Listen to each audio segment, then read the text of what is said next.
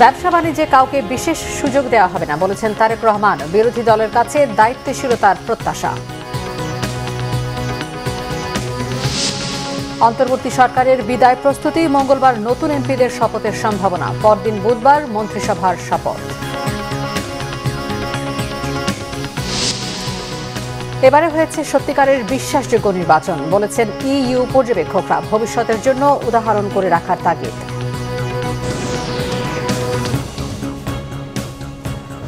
দেখছিলেন crown cement সংবাদ শিরোনাম, এবারে বিস্তারিত। জনগণকে অভিনন্দন জানিয়ে বিএনপির চেয়ারম্যান তারেক রহমান বলেছেন, নির্বাচনে নিরঙ্কুশ বিজয় বাংলাদেশের বিজয়, গণতন্ত্রের বিজয়। জনগণ যে বিশ্বাস রেখে বিএনপিকে বিজয়ী করেছে, কাজের মাধ্যমে তার বাস্তবায়ন করা হবে। বিএনপি চেয়ারম্যান বলেন, জাতীয় ঐক্যই শক্তি, বিভক্তি দুর্বলতা। দেশের স্বার্থে সবাইকে ঐক্যবদ্ধ থাকতে হবে। নেতাকর্মীদের শান্ত থাকার আহ্বান জানিয়ে তারেক রহমান বলেন, দুর্বলের উপর সবলের অত্যাচার মেনে নেওয়া হবে না। কোনো অপশক্তি যাতে সুযোগ নিতে না পারে সেদিকে সতর্ক থাকতে হবে। ভিন্ন মত, ভিন্ন দলের সহযোগিতা কামনা করেন তিনি। বাংলাদেশ ও জনগণের স্বার্থ রক্ষা করেই পররাষ্ট্রনীতি নির্ধারণ করা হবে বলে জানান তারেক রহমান। আরও জানাচ্ছেন জাহাঙ্গীর আকান্দ।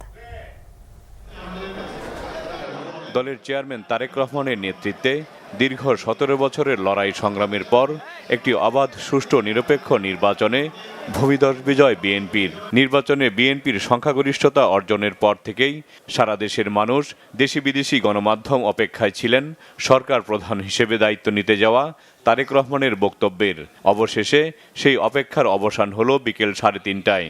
হোটেল ইন্টারকন্টিনেন্টালে হাসি মুখে হাত নেড়ে শুভেচ্ছা জানিয়ে নির্বাচন উত্তর সংবাদ সম্মেলনে হাজির হন প্রধানমন্ত্রী হিসেবে শপথ নিতে যাওয়া তারেক রহমান। নতুন সরকার নিয়ে কি পরিকল্পনা, সরকারের সামনে কি চ্যালেঞ্জ, এমন নানা প্রশ্নের জবাব মেলে তার সংবাদ সম্মেলনে। বক্তব্যে মহান স্বাধীনতা যুদ্ধ ও জুলাই আন্দোলনের শহীদদের প্রতি গভীর শ্রদ্ধা জানিয়ে তারেক রহমান বলেন, এই বিজয় গণতন্ত্রের, এ বিজয় জনগণের। দেশের স্বাধীনতা প্রিয়, গণতন্ত্র প্রিয় জনগণ আবারও বিএনপিকে বিজয়ী করেছে। আলহামদুলিল্লাহ।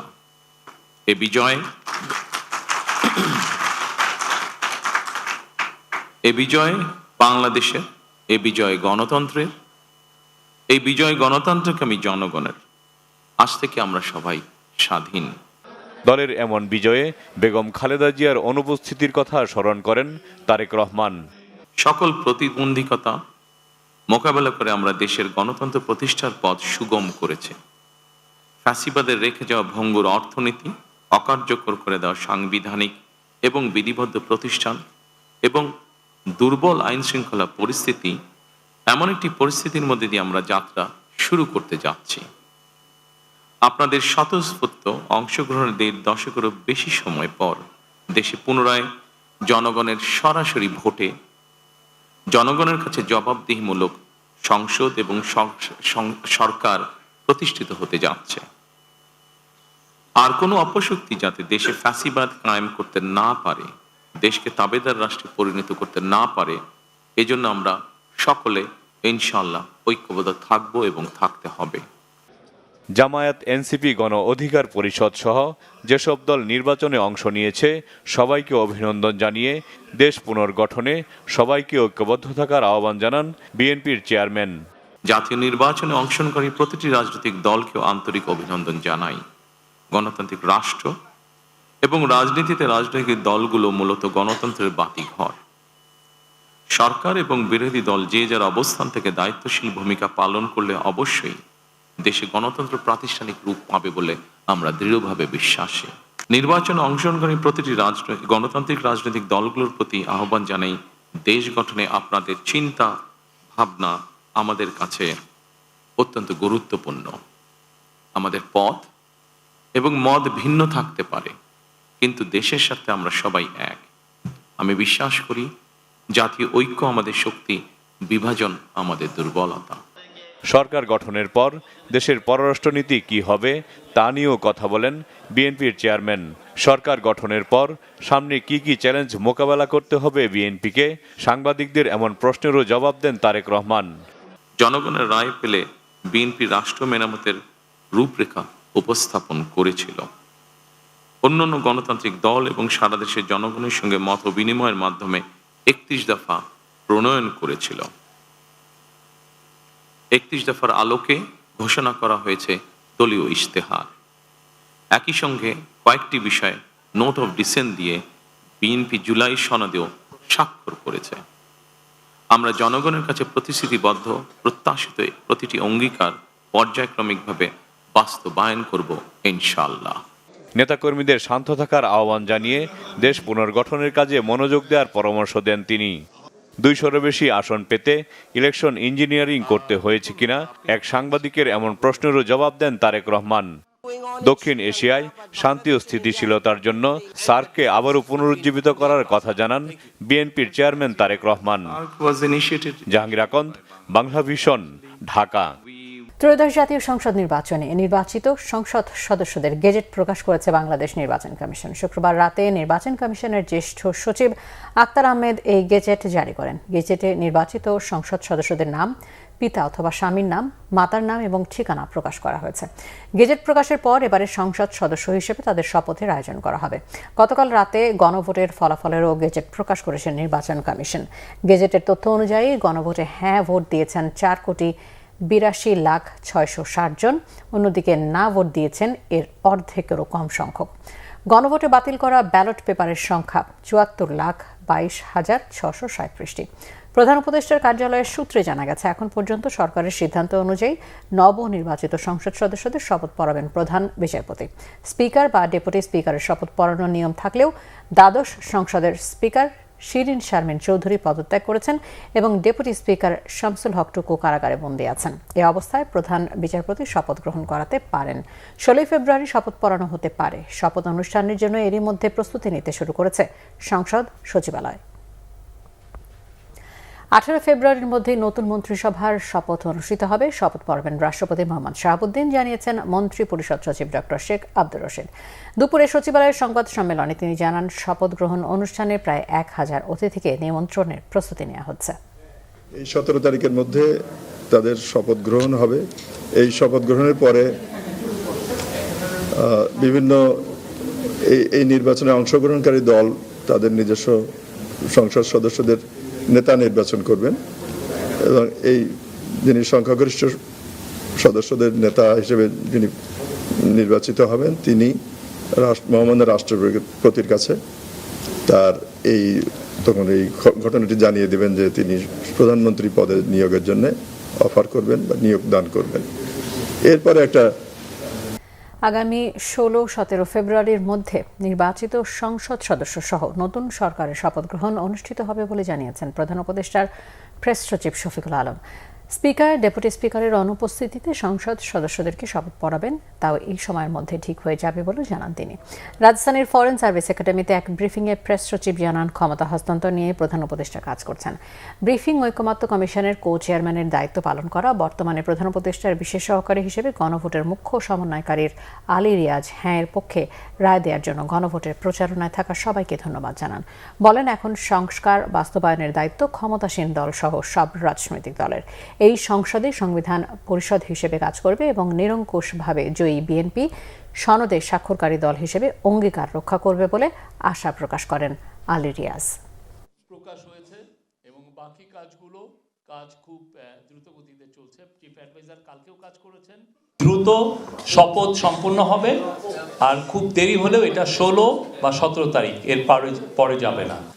শপথের জন্য প্রস্তুতির কাজ গতকাল থেকেই শুরু হয়েছে। আজকে আপনারা দেখেছেন যে গেজেট অলরেডি এমপিদের গেজেট প্রকাশ হয়েছে এবং বাকি কাজ খুব দ্রুত গতিতে চলছে। চিফ অ্যাডভাইজার কালকেও কাজ করেছেন, আজকেও চিফ অ্যাডভাইজার কাজ করছেন এবং পুরো টিম কাজ করছে, ক্যাবিনেট কাজ করছে স্মুথ ট্রানজিশনের জন্য। সফলভাবে জাতীয় ত্রয়োদশ সংসদ নির্বাচন সম্পন্ন করায় বাংলাদেশের জনগণকে অভিনন্দন জানিয়েছে জাতিসংঘ। একটি শান্তিপূর্ণ ও সমৃদ্ধ জাতি গঠনে পূর্ণ সহযোগিতার আশ্বাসও দিয়েছে সংস্থাটি। স্থানীয় সময় শুক্রবার নিউ ইয়র্কে জাতিসংঘের সদর দপ্তরে এক নিয়মিত সংবাদ সম্মেলনে এসব কথা বলেন জাতিসংঘ মহাসচিব অ্যান্তনিও গুতেরেসের মুখপাত্র স্টিফেন ডুজারিক। সাংবাদিকদের উদ্দেশ্যে ডুজারিক বলেন, শান্তিপূর্ণভাবে জাতীয় সংসদ নির্বাচন ও গণভোট আয়োজন করার জন্য জাতিসংঘ বাংলাদেশের জনগণের প্রশংসা করে। সমৃদ্ধ ভবিষ্যৎ গড়তে জাতিসংঘ সবসময় বাংলাদেশের পাশে থাকতে প্রতিশ্রুতিবদ্ধ বলেও মন্তব্য করেন ডুজেরিক। জাতিসংঘ মহাসচিবের পক্ষ থেকে ডুজেরিক আরও বলেন, জাতিসংঘ বাংলাদেশ গণতন্ত্র আইনের শাসন নিশ্চিত, রাজনৈতিক দলগুলোর মধ্যে জাতীয় ঐক্য গড়ে তোলা ও দেশের সংখ্যালঘুদের সুরক্ষা নিশ্চিত করার উপর জোর দেন। বাংলাদেশের নতুন সরকারের নেতৃত্বে অন্তর্ভুক্তিমূলক ও টেকসই সংস্কারের আশাও প্রকাশ করেছেন জাতিসংঘ মহাসচিবের ওই মুখপাত্র। 2008 সালের পর সত্যিকার অর্থেই একটা প্রতিযোগিতামূলক ও বিশ্বাসযোগ্য নির্বাচন অনুষ্ঠিত হয়েছে বলেছেন ইউরোপীয় ইউনিয়ন নির্বাচন পর্যবেক্ষক মিশনের প্রধান ইভার সিজাবস। রাজধানীর একটি হোটেলে নির্বাচন পরবর্তী সংবাদ সম্মেলনে এই কথা বলেন তিনি। ইভার সিজাবস বলেন, বিচ্ছিন্ন কিছু ভয়ভীতি ও সংঘর্ষের খবর পাওয়া গেলেও নির্বাচন আন্তর্জাতিক মান বজায় রেখে অনুষ্ঠিত হয়েছে। জুলাই অভ্যুত্থানে নারীরা সামনের সারিতে থাকলেও নির্বাচনে তাদের অংশগ্রহণ মাত্র 4% ছিল। এটা দুঃখজনক। তিনি বলেন, ভালো নির্বাচন যে বাংলাদেশে হতে পারে তা আবারও পুনঃপ্রতিষ্ঠিত হলো। নির্বাচন কমিশন খুবই দক্ষতার সাথে পেশাদারিত্ব বজায় রেখে পক্ষপাতহীনভাবে কাজ করেছে বলে মন্তব্য করেন ইভার সিজাবস। নির্বাচনের পর শান্তিপূর্ণ পরিবেশ বজায় রাখার ক্ষেত্রে সকল রাজনৈতিক দলের দায়িত্ব রয়েছে। গণতন্ত্রের সহিংসতার কোনো জায়গা নেই। অনিয়মের অভিযোগ থাকলে আইন অনুযায়ী নির্বাচন কমিশনের সেটা সমাধান করা উচিত বলে মনে করে ইইউ নির্বাচন পর্যবেক্ষক মিশন।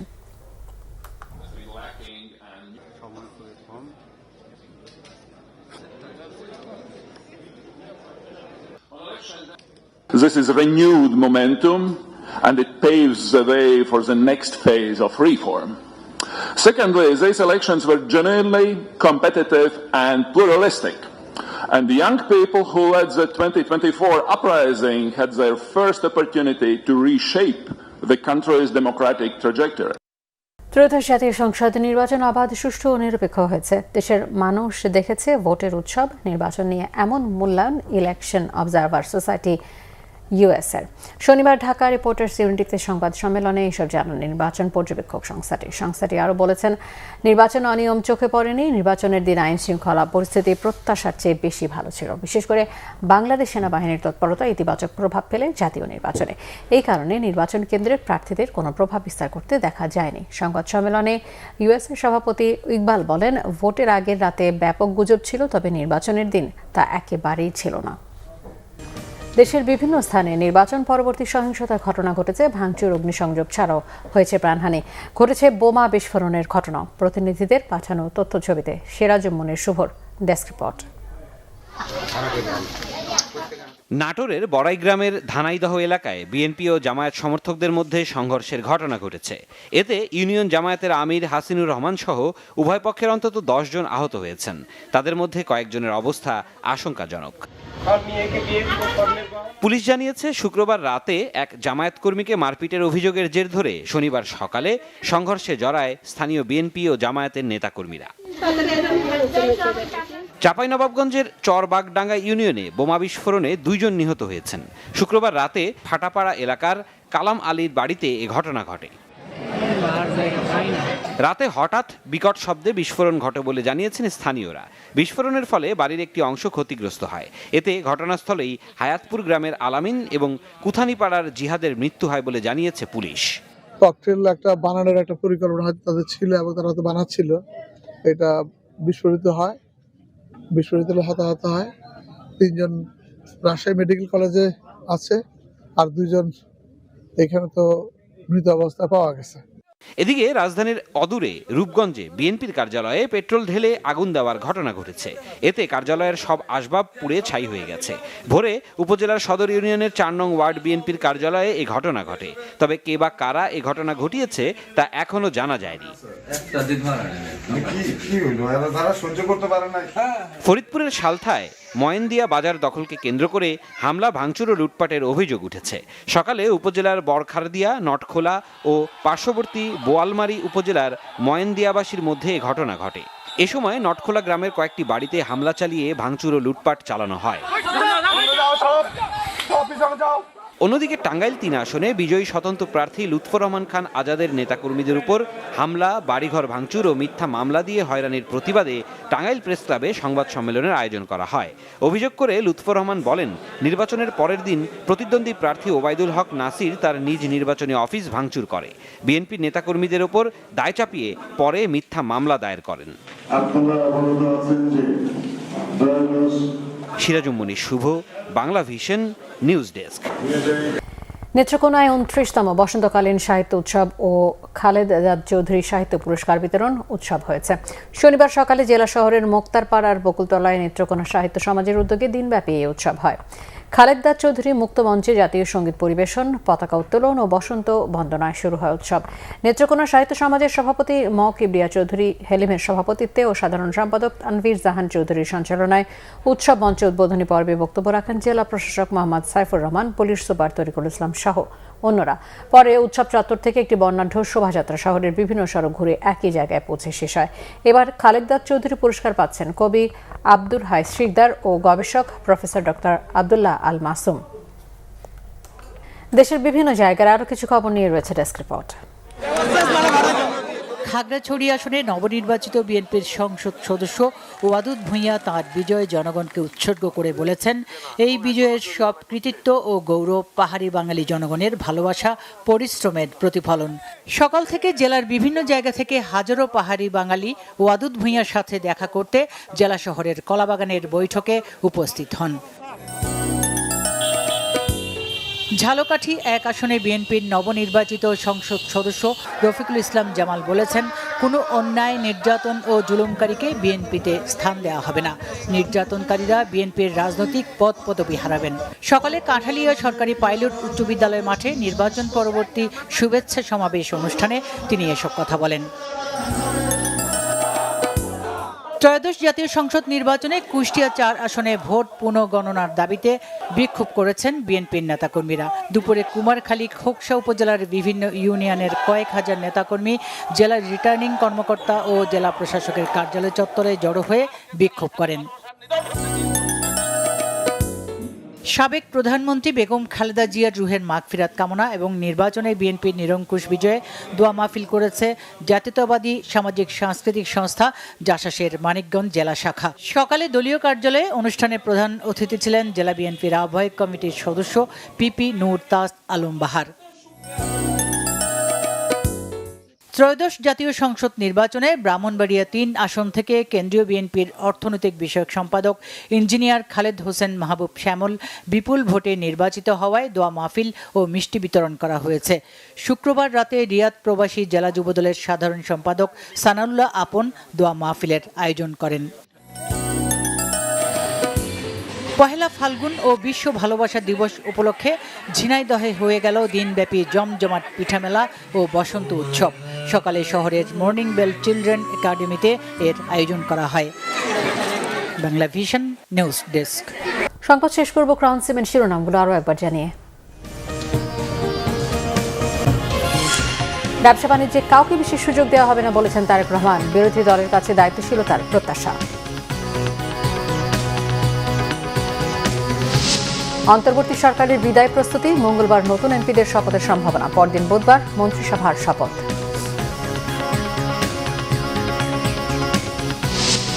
এবার হয়েছে সত্যিকারের বিশ্বাসযোগ্য নির্বাচন বলেছেন ইইউ পর্যবেক্ষকরা। ভবিষ্যতের জন্য উদাহরণ করে রাখার তাগিদ।